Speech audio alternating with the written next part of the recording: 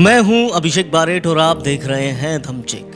BJP की 3 धरोहर अटल, आडवाणी, मुरली मनोहर के नारा जब बीजेपी 80 के दशक के अंत में थी तब आया था, जब बीजेपी राष्ट्रीय परिदृश्य पर उभर रही थी।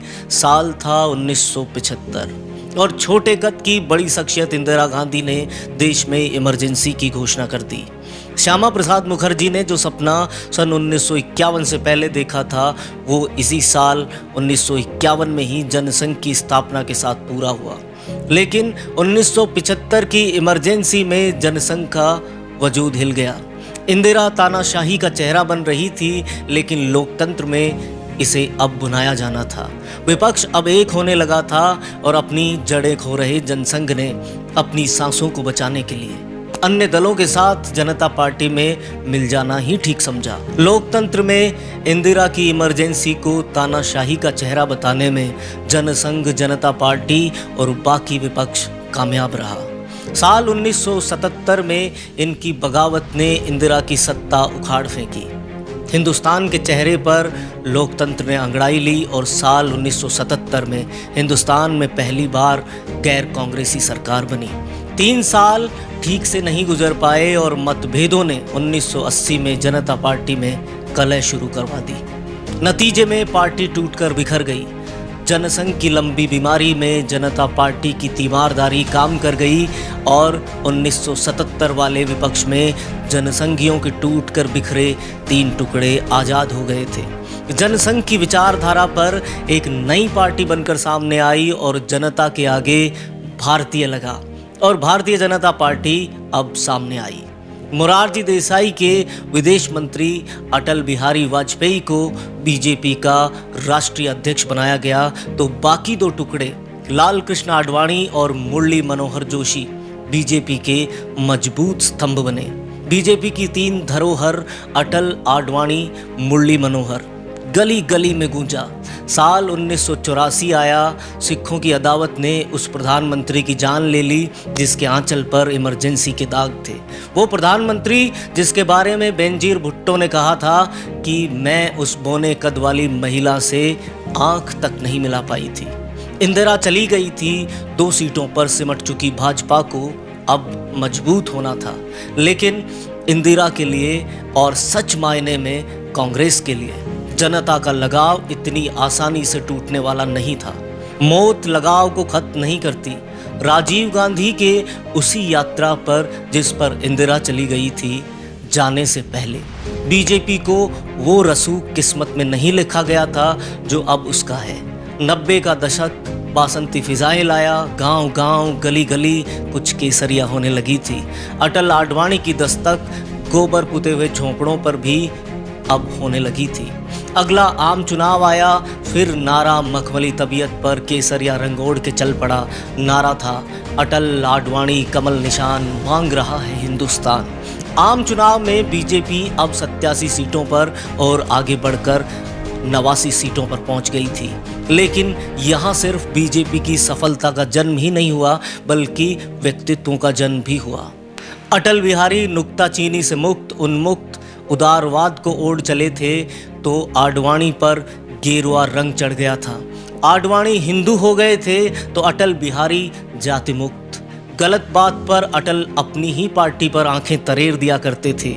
एकीकृत भारत में 8 सितंबर 1927 को किशन चंद आडवाणी और ज्ञानी देवी के घर लाल कृष्ण आए थे। जगह थी कराची। अटल बिहारी कभी अर्जुन हुए तो कभी कृष्ण, लेकिन बहुतेरी जगहों पर उनके 2 साथी कृष्ण थे। एक लाल कृष्ण था तो दूसरा मुरली मनोहर। लाल कृष्ण आडवाणी के पिता एक व्यापारी थे और उनके घर पैदा हुआ बच्चा घोर राष्ट्रवाद और हिंदुत्व का चेहरा बनने के लिए आया था।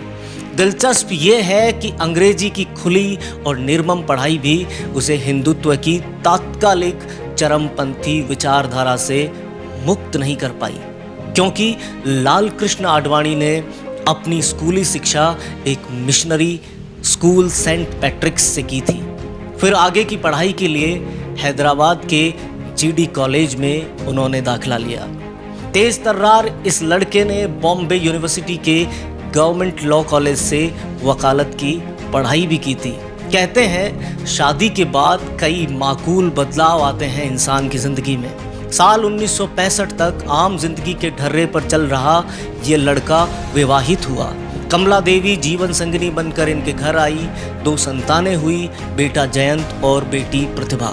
घर में अब 2 प्रतिभा एक साथ बड़ी हो रही थी, एक लाल कृष्ण आडवाणी की चेतना में तो दूसरी बेटी के रूप में, और बेटी पिता के सबसे करीब होती है। दोनों प्रतिभा आडवाणी के साथ अब तक हैं। शादी से कई वर्षों पहले साल 1942 में 15 साल के आडवाणी राष्ट्रीय स्वयंसेवक संघ में दाखिल हो गए थे। आरएसएस पर आडवाणी का तो आडवाणी पर आरएसएस का एहसान बुलंद रहेगा। आडवाणी आरएसएस के प्रचारक रहते हुए आरएसएस की नई शाखाओं की स्थापना करते हुए जा रहे थे। भारत पाकिस्तान के बंटवारे के बाद अलवाड़ में काम कर रहे आडवाणी को राजस्थान भेज दिया गया, जहां आडवाणी बूंदी, भरतपुर, झालावाड़ और कोटा में आरएसएस को मजबूत करते रहे। यह साल था 1952। संघ आडवाणी की जिम्मेदारियां बढ़ा रहा था। राजस्थान में आडवाणी जनसंघ के एसएस भंडारी के सचिव बने, लेकिन आडवाणी को रुकना नहीं आता था। आडवाणी जनसंघ में जल्द ही एक ऊंचा ओहदा पा गए। उन्हें जनसंघ का जनरल सेक्रेटरी बना दिया गया। 1957 में एल.के. आडवाणी दिल्ली पहुंच गए और दिल्ली जनसंघ के प्रमुख भी बन गए। 1967 में पहला चुनाव लड़े और जीतने का शौक पाल लिया। दिल्ली महानगरीय परिषद का चुनाव जीतकर एल.के. आडवाणी काउंसिल की नेतागिरी में अब पहुंच गए थे। 1977 ही वो साल था जब आडवाणी ने अटल जी के साथ मिलकर पहली बार लोकसभा का चुनाव लड़ा। पहले वो राज्यसभा तक सीमित रहे। 1970 में उनकी शुरुआत मुख्यधारा की राजनीति में राज्यसभा सदस्य के रूप में हुई थी।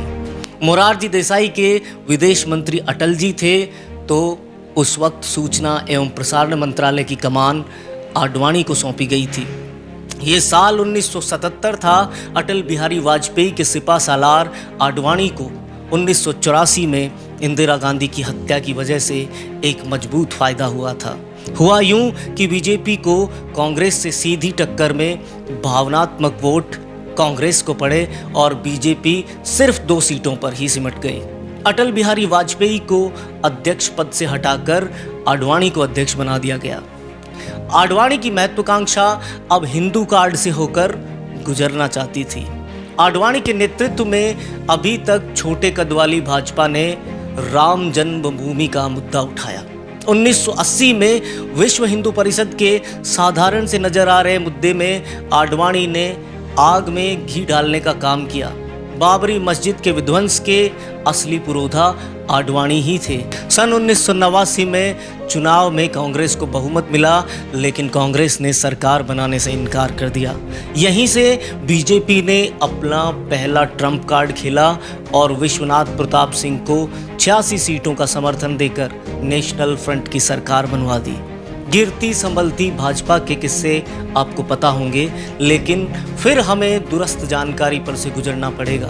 पहले 13 दिन की सरकार, फिर मार्च 1998 में 13 महीने की भाजपा सरकार आई, पर 13 महीनों में ही एनडीए से जयललिता ने अपना समर्थन वापस ले लिया और उस वक्त की ये सरकार गिर गई। इस बार आडवाणी देश के सर्वोच्च राजनीतिक ओहदे के करीब आने लगे थे।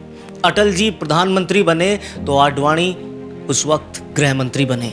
ये वही आडवाणी थे जिन्होंने कभी अटल जी से अध्यक्ष का पद छीन लिया था। 2004 में भाजपा ने फिर पूर्ण सत्ता का सुख लिया। अटल इस बार भी आडवाणी के मुखिया बने। अटल प्रधानमंत्री थे तो एक ओहदा खिसक कर आडवाणी अब उप प्रधानमंत्री बने। प्रधानमंत्री न बनने की टीस आजीवन आडवाणी को सालती रही। 2004 का वो स्वर्णिम दौर बीता और देश फिर चुनाव की तरफ निकला, लेकिन इस बार कांग्रेस ने दबे पांव बीजेपी को पटखनी दे दी और आडवाणी की वो भविष्यवाणी गलत साबित हुई कि कांग्रेस 100 सीटों से ज़्यादा इस बार जीत नहीं पाएगी। इस बार एक नया कृष्ण दूसरे खेमे से आकर आडवाणी का सपना चूर कर गया। नाम था मनमोहन। मनमोहन प्रधानमंत्री बने, लेकिन दो कृष्ण पर्यायवाची ही रहे, लाल कृष्ण और मुरली मनोहर। 2009 तक आते आते आडवाणी अपनों को ही चुभने लगे। पहले हवाला कांड में नाम आया, पर इसमें वो बाइज्जत बरी हुए। इस बार कृष्ण को राम ने बचाया था। लाल कृष्ण के दोस्त रहे राम जेठमलानी ने, लेकिन फिर दोस्तों की अदावत के किस्से आम हुए। कृष्ण राम से अलग हो गया। मुरली मनोहर के अलावा फिर एक कृष्ण का पर्यायवाची लाल कृष्ण के विरोध में खड़ा हो गया था। नाम था मदन लाल खुराना। आडवाणी को लगा कि उनकी कोई इमेज सेट हो रही है। 2005 में जन्म स्थान कराची में उनसे इसी इमेज को तोड़ने में वो बड़ी चूक हो गई। वो मोहम्मद अली जिन्ना को सेक्युलर कहकर आरएसएस के सीधे निशाने पर आ गए। आडवाणी प्रधानमंत्री बनने की बेचैनी में सब कुछ भूलने लगे थे। कई न्यूज़ चैनल्स पर धड़ाधड़ साक्षात्कारों में संभावना नहीं बल्कि अपनी प्रधानमंत्री पद की दावेदारी भी वो जताने लगे थे। 2009 में ये सब को देखने के लिए मिला। फिर मनमोहन ने कृष्ण से सपना छीन लिया। आडवाणी अपने सपने को किसी भी कीमत पर जीना चाहते थे, लेकिन गुजरात में उनके पतन के लिए एक और व्यक्तित्व को नियति तैयार कर रही थी। नाम विदित है, नरेंद्र मोदी। नरेंद्र मोदी जो आडवाणी, अटल, मुरली मनोहर को अपना अभिभावक मानते थे, अब पार्टी का चेहरा बनने लगे थे। आडवाणी उन्हें रोकना चाहते थे और ये गलत भी नहीं था, क्योंकि इसी सपने के लिए राम रथ यात्रा 1990, जनादेश यात्रा 1993, स्वर्ण जयंती रथ यात्रा 1997, भारत उदय यात्रा 2004, भारत सुरक्षा यात्रा 2006, जन चेतना यात्रा 2011 जैसे बड़े संघर्ष आडवाणी ने किए थे। उन्होंने बीजेपी को बनाया था। आडवाणी के पाल्य नरेंद्र मोदी आडवाणी के मूक रूप से खिलाफ हो गए थे। उनके बीच के तनाव वाली स्थितियां उनके चेहरों पर अब नजर आने लगी थी। नरेंद्र मोदी आडवाणी को अब नज़रअंदाज करने लगे थे। बीजेपी भी नरेंद्र मोदी के साथ होने लगी और ये बात आडवाणी के लिए कलेजा चीर देने वाली थी। आडवाणी इतने नाराज थे कि बीजेपी पर उन्होंने आरोप लगाया कि बीजेपी अब श्यामा प्रसाद मुखर्जी, दीनदयाल उपाध्याय, नानाजी देशमुख और अटल जी की बनाई हुई पार्टी नहीं रह गई है। और 11 जून 2013 को उन्होंने सभी पदों से इस्तीफा दे दिया, लेकिन राजनाथ सिंह ने उस इस्तीफे को आश्वासन का चोला पहनाकर उसे अमान्य कर दिया। अब 2014 में उन्हें बीजेपी ने अलग थलग करने के लिए उनको, अटल जी को और मुरली मनोहर जोशी को मार्गदर्शन मंडल में जगह दे दी। खास बात यह है कि अटल के बाद बिहारी, लाल के बाद कृष्ण और मुरली के बाद मनोहर, सब कृष्ण के पर्यायवाची शब्द हैं। आडवाणी से सत्ता सुख का चरम छीनने वाले भी मन के बाद मोहन यानी मनमोहन थे। किसी भी कृष्ण ने इस युगांतकारी कृष्ण को वो सुख नहीं दिया जो वो पाना चाहता था। बीजेपी चाहती तो उन्हें राष्ट्रपति पद का दावेदार बनाकर उनसे वो चरमोत्कर्ष दे सकती थी जो वो पाना चाहते थे, लेकिन बीजेपी ने नरेंद्र मोदी के लगाव में ये निरीह अपराध किया। अब आडवाणी, अटल और मुरली मनोहर बीजेपी से कभी चुनाव नहीं लड़ सकेंगे। अटल जी ने एक बार कहा था, न टायर्ड न रिटायर्ड, आडवाणी जी के नेतृत्व में विजय के लिए प्रस्थान। लेकिन आज टायर्ड रिटायर्ड राजनीति का लाल कृष्ण उदास होकर प्रस्थान कर गया। बस दिल के साथ सपना तोड़ने का इल्ज़ाम बीजेपी पर हमेशा रहेगा। अगर आपको हमारे किस्से, कहानियाँ और खबरें पसंद आती हैं तो आपको हमारा चैनल सब्सक्राइब कर लेना है और अगली खबर तक जो आप हमेशा करते हैं, धमचेक मचाते रहना है।